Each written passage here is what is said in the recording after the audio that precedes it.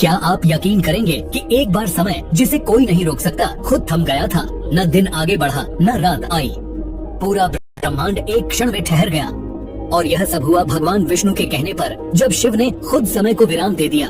ये कोई कल्पना नहीं, ये है काल विराम की कथा, वो रहस्य जिससे जुड़ी है सृष्टि की गति, देवताओं का भय और त्रिलोक की सबसे अद्भुत घटना। तो आइए जानते हैं वो चमत्कारी कहानी, जब शिव ने एक इशारे पर समय को ही रोक दिया। समय सृष्टि का सबसे बड़ा नियम।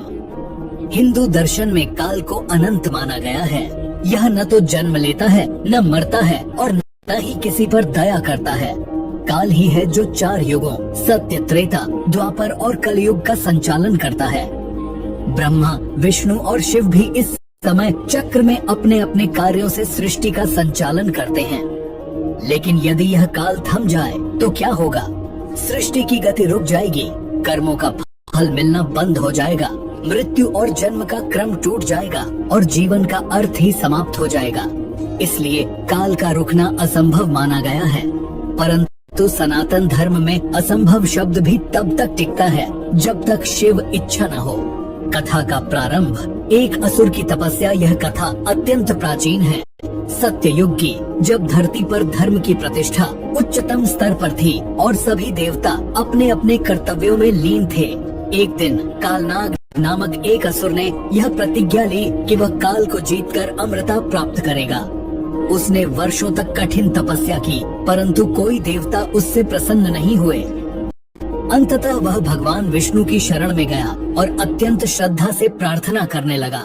विष्णु जी ने उससे पूछा, हे कालनाग, तुम क्या वर चाहते हो?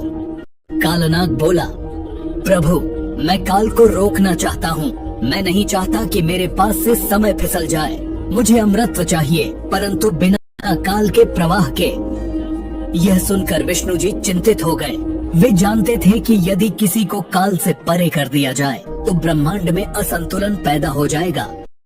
लेकिन कालनाग के मन में भक्ति और उद्देश्य दोनों थे।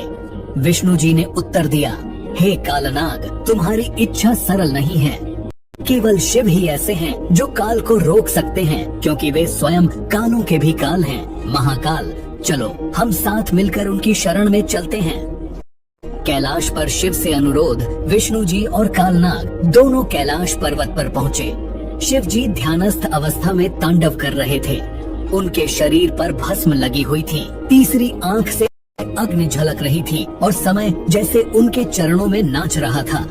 विष्णु जी ने शिव को प्रणाम किया और निवेदन किया, हे महादेव, यह कालनाग आपकी कृपा चाहता है। यह काल को रोकना चाहता है, परंतु इसका उद्देश्य अधर्म नहीं, बल्कि अपने आत्मज्ञान की यात्रा को समय के बंधन से मुक्त करना है। शिव मुस्कुराए और बोले, हे विष्णु, तुमने मेरे ध्यान को तोड़ा, अतः यह कार्य महत्वपूर्ण अवश्य है। समय को रोकना असंभव नहीं, परंतु उसका परिणाम पूरी सृष्टि पर पड़ेगा। विष्णु बोले, यदि आपकी इच्छा हो तो ब्रह्मांड स्वयं समर्पण कर देगा। शिव द्वारा काल विराम की घोषणा। शिव ने अपने त्रिशूल को आकाश में उठाया और गंभीर स्वर में कहा, हे काल, मैं तुम्हें आदेश देता हूँ, विराम लो। समय, गति, परिवर्तन सब थम जाए। जन्म और मृत्यु का चक्र रुके। आज से यह क्षण कालातीत होगा। जैसे ही यह वाणी प्रकट हुई, ब्रह्मांड की धड़कन रुक गई, सूर्य थम गया, चंद्रमा अचल हो गया, नदियां जम गईं, अग्नि शांत हो गई और वायु रुक गई। मनुष्यों की श्वास बंद नहीं हुई, लेकिन उन्हें पता ही नहीं चला कि समय रुक गया है। देवता घबरा उठे। ब्रह्मा जी ने विष्णु को बुलाया, क्या यह उचित था? सृष्टि की गति ही तो धर्म का मूल है। विष्णु ने उत्तर दिया, यह केवल एक क्षण के लिए है, परंतु यह क्षण अनंत फल देगा। काल का विलय, असुर की परीक्षा काल, जो अब तक कभी किसी के वश में नहीं आया था, स्वयं शिव के आदेश से थम गया था। वह शिव के चरणों में उपस्थित होकर बोला, हे महाकाल, आपने मुझे रोका है, परंतु इससे क्या सृष्टि को हानि नहीं होगी? शिव बोले, हर गति में एक विराम आवश्यक है, जैसे हर श्वास के बाद एक क्षण का ठहराव। आज का यह ठहराव एक असुर की आत्मा को शुद्ध करने के लिए है। अब कालनाग शिव के समक्ष खड़ा था। शिव बोले, अब तुम काल से परे हो, क्या तुम अब भी अमृतत्व चाहते हो या आत्म मुक्ति? कालनाग बोला, अब जब समय ही नहीं है तब न कोई जन्म है न मृत्यु, मैं केवल आपका अंश बनना चाहता हूँ। शिव ने उसे वरदान दिया, तुम अब कालातीत होकर मेरी चेतना में विलीन रहोगे, न जन्म लोगे न मृत्यु, तुम न देव बनोगे न असुर, तुम बनोगे काल विराम का प्रतीक। सृष्टि में समय का पुनः आरंभ जैसे ही शिव ने त्रिशूल को भूमि में गाड़ा, समय फिर से प्रवाहित हो गया, सूर्य फिर चमका, नदियां बहने लगी, जीव जागने लगे और देवताओं ने चैन की सांस ली। ब्रह्मा ने शिव को प्रणाम कर कहा, हे महादेव, आपने जो किया वह हम सब की समझ से परे है। आपने एक असुर को आत्मा बना दिया और समय को भी शिक्षा दे दी कि वह भी रुक सकता है। शिव मुस्कुराए और बोले, समय मेरा सेवक है, मैं नहीं। जब तक मेरे भीतर तांडव है तब तक समय चलता रहेगा, पर जब मैं शांत हो जाऊं सृष्टि रुक जाती है। आध्यात्मिक संदेश, काल का भी अधीनता। इस कथा से हमें जो सबसे गहन शिक्षा मिलती है वह यह है कि समय का भी कोई स्वामी है, शिव। जो व्यक्ति शिव के साक्षात्कार में लीन होता है वह समय से भी मुक्त हो जाता है।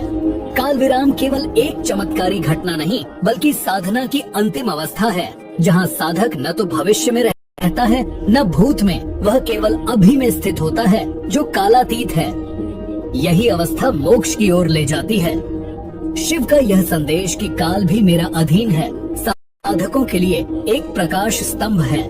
यह बताता है कि समय से डरना नहीं है बल्कि उसे साधना है, उससे ऊपर उठना है। यह कथा आज के युग के लिए क्यों प्रासंगिक है? आज की दुनिया में लोग समय के पीछे भाग रहे हैं, डेडलाइन, लक्ष्य, भविष्य की चिंता, बीते समय की पछतावा। परंतु क्या हम कभी उस क्षण में जीते हैं जहाँ न समय है न भय? शिव की यह कथा हमें सिखाती है कि जब हम अपने भीतर की शिव चेतना को जागृत करते हैं तो हम भी क्षण भर के लिए काल विराम का अनुभव कर सकते हैं। जब ध्यान में पूर्ण समर्पण होता है तब समय का अस्तित्व नहीं रहता। यह कथा इसलिए भी जरूरी है क्योंकि यह हमें याद दिलाती है कि सबसे बड़ी शक्ति न पैसा है न यश बल्कि समय पर नियंत्रण है, और जो शिव में लीन हो जाता है वह समय को नियंत्रित नहीं बल्कि पार कर जाता है। समय जो सबका स्वामी है एक क्षण के लिए स्वयं रुक गया था, क्योंकि जब शिव और विष्णु एक साथ कोई निर्णय लेते हैं तो ब्रह्मांड की सारी शक्तियाँ भी उनके आगे नतमस्तक हो जाती हैं। काल विराम सिर्फ एक घटना नहीं, यह दर्शाता है कि भक्ति, विश्वास और ब्रह्मांडीय संतुलन कितना गहरा है। अगर आपको ये कथा ज्ञानवर्धक और रोमांचक लगी तो चैनल को सब्सक्राइब जरूर करें, वीडियो को लाइक करें और कमेंट में लिखें क्या आप ऐसी और रहस्यमयी कथाएं जानना चाहते हैं। मिलते हैं अगली दिव्य कथा में जहां हर शब्द में छुपा है सनातन का अद्भुत सत्य। हर हर महादेव, जय श्री विष्णु।